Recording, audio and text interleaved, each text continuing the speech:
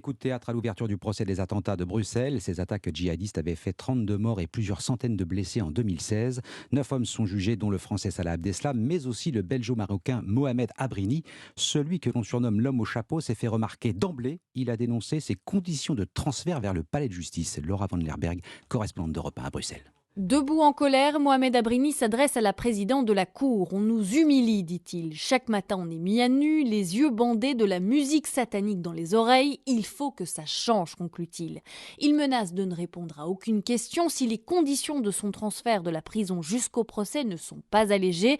L'un des avocats de la défense, Maître Gültaslar. Les accusés, dans ces conditions, ne souhaiteraient pas continuer les débats. C'est pas du tout du chantage, c'est juste pour souligner une réalité. Pour Maître Lys, avocat de victime, c'est un discours difficile à entendre. Je crois qu'on peut imaginer qu'effectivement les conditions de détention sont difficiles. Maintenant, ce n'est pas une raison pour essayer de prendre le procès en otage. Et pour cause, certains avocats de la défense veulent déjà une suspension du procès si ces conditions de transfert ne s'améliorent pas. Laura Van Lerberg, correspondante d'Europe 1 à Bruxelles.